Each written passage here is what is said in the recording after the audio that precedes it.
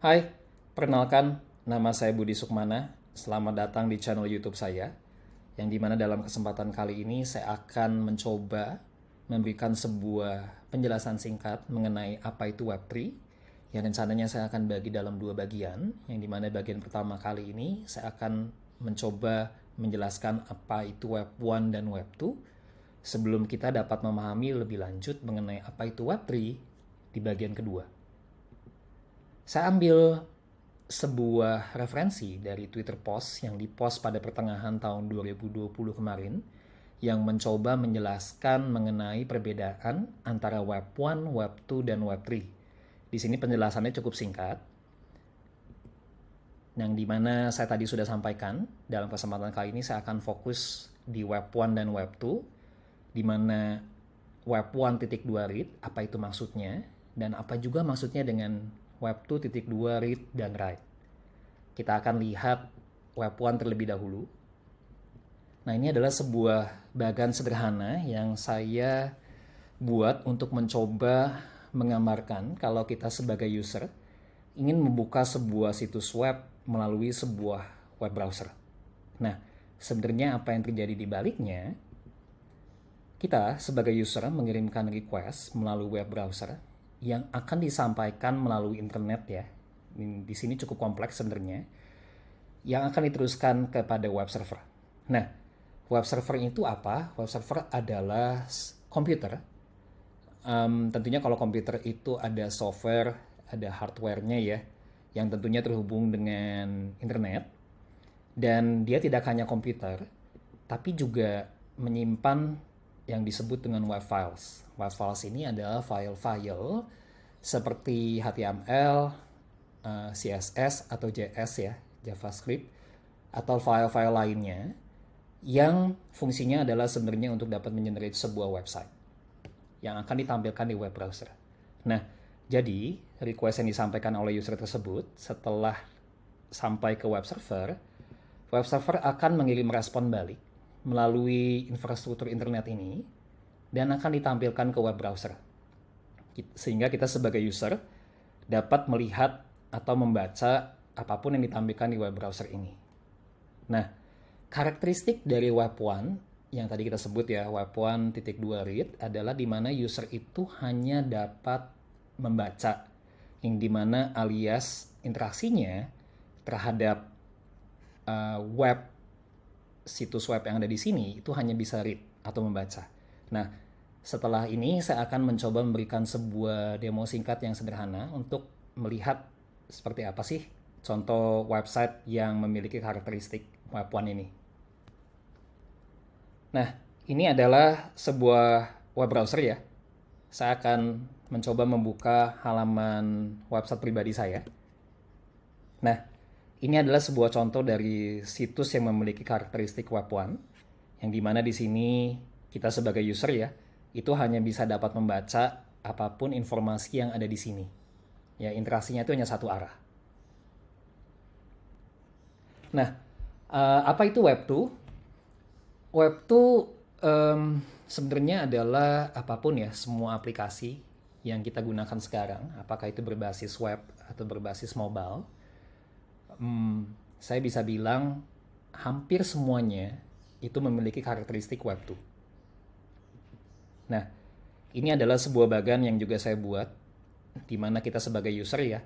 Nah, di sini kita bisa lihat bahwa tidak hanya web browser, tapi juga ada yang disebut dengan web application atau mobile application, yang tentunya terhubung dengan internet dan juga bisa berkomunikasi dengan web server.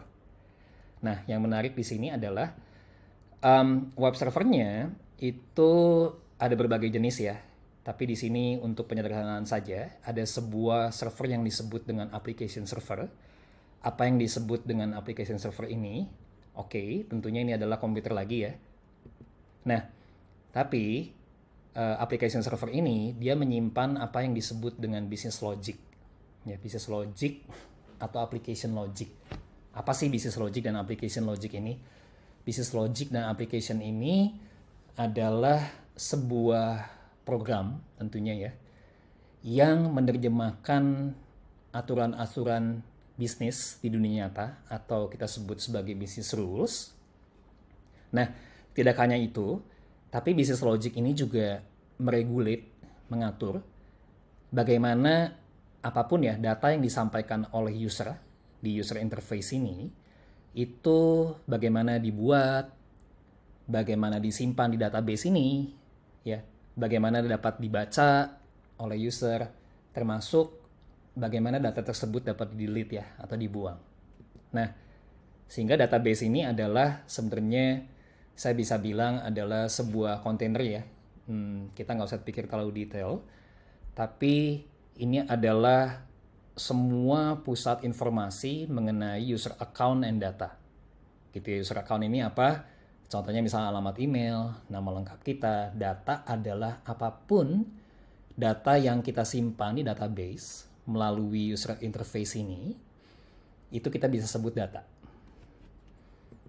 Nah, sebagai contoh ya, apa sih yang dimaksud dengan write ini? Sebenarnya sangat sederhana. Kalau kita melihat sebuah situs web yang memiliki halaman form atau kontak ya, di mana kita bisa masukkan alamat email kita bisa tulis pesan di sana. Nah, apa yang terjadi? Sebenarnya user tersebut adalah melakukan aktivitas write ya melalui web application misalkan atau mobile application melalui internet.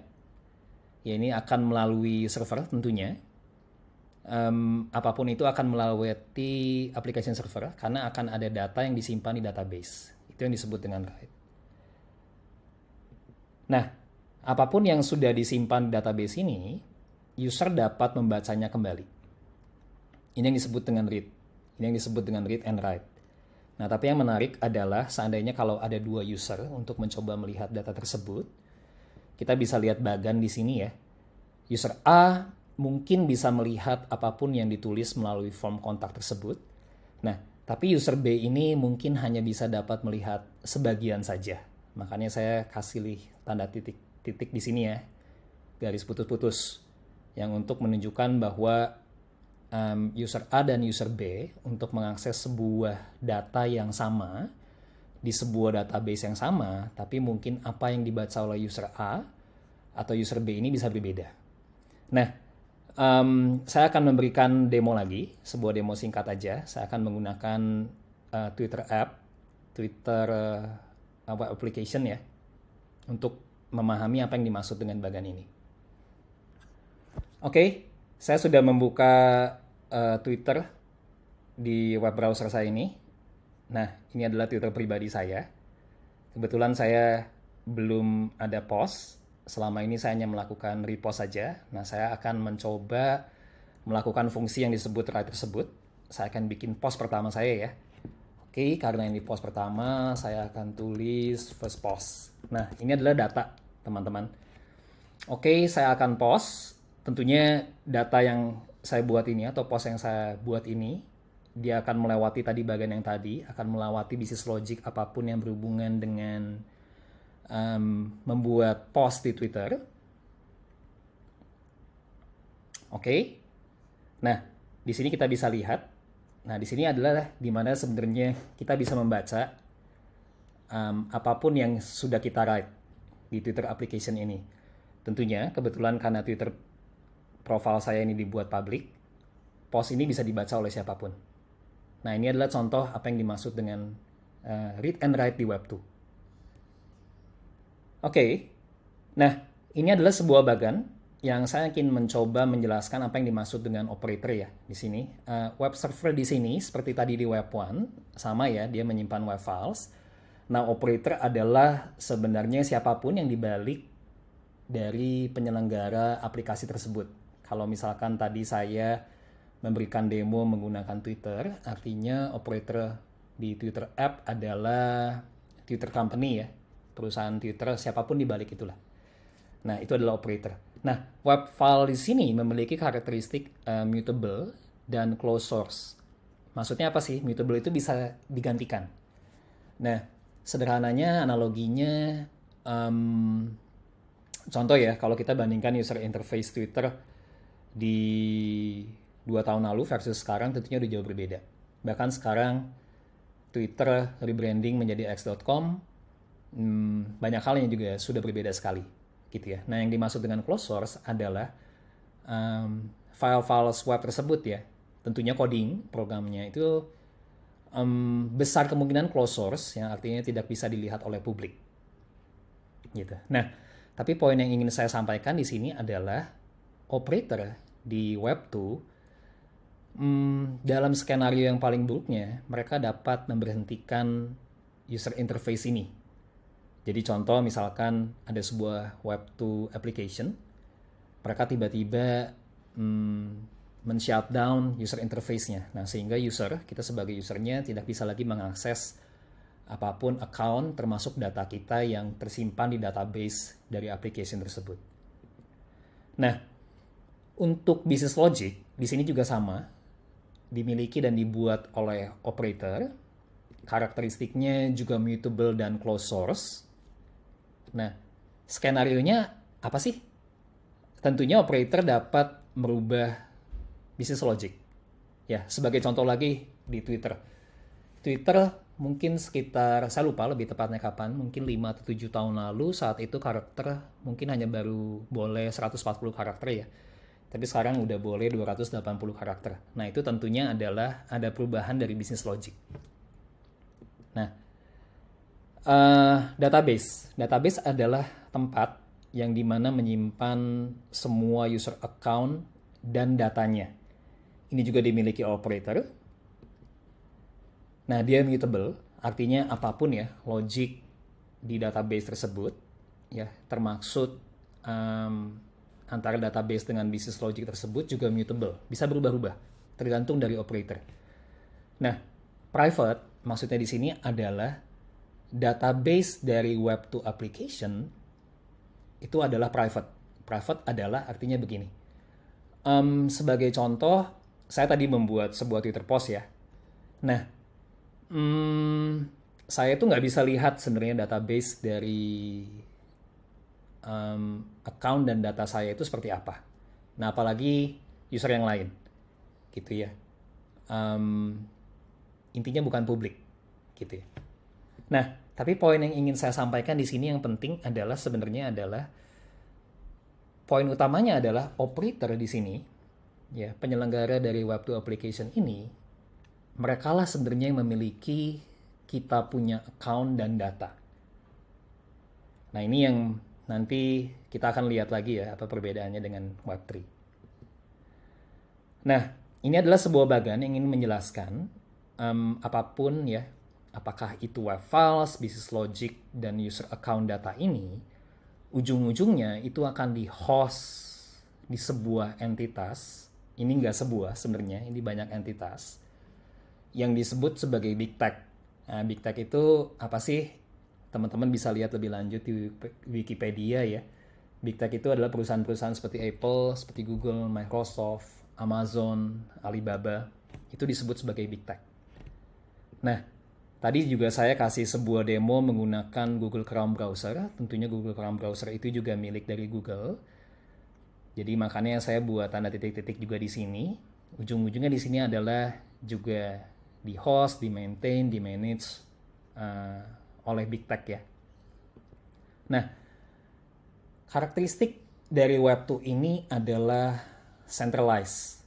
Jadi secara tidak sadar, aplikasi apapun yang kita pakai ya, walaupun aplikasi tersebut di operatornya misalkan adalah operator lokal di Indonesia, tapi ujung-ujungnya semua user account, user data itu akan di-host di perusahaan Big Tech tersebut. Itu yang dimaksud dengan centralized. Nah, selain itu ada karakter kedua yang disebut dengan permission. Nah, permission ini adalah, bayangkan tadi ya, kalau misalkan kita adalah sebagai penyelenggara Web2 application, kita membuat berbagai business logic tentunya, karena dalam kenyataannya business logic itu nggak hanya satu. Nah, tentunya business logic itu kan mungkin kita build di lokal server kita dulu ya, terus kita upload. Nah, disimpannya kan per saat ini saya bisa bilang tentunya kita akan simpan apakah itu di sebuah perusahaan web hosting atau di sebuah perusahaan cloud yang lebih besar seperti Google atau Amazon. Nah, permission di sini adalah sebenarnya kita harus minta izin untuk disimpan di situ. Dan di antara proses yang terjadi di antaranya itu juga cukup kompleks sebenarnya. Nah, tapi poin yang utama yang saya ingin sampaikan di sini adalah untuk Web2, poinnya adalah sebenarnya kita sebagai user itu tidak pernah memiliki apapun ya, baik itu account dan datanya yang disimpan di database dari Web2 application. Nah, oke. Mudah-mudahan dapat memberikan gambaran mengenai apa itu Web2 sebelum kita nanti membahas Web3 di bagian selanjutnya. Oke, jangan lupa untuk subscribe YouTube channel ini dan memberikan komentar di bawah ini. Oke, sampai jumpa.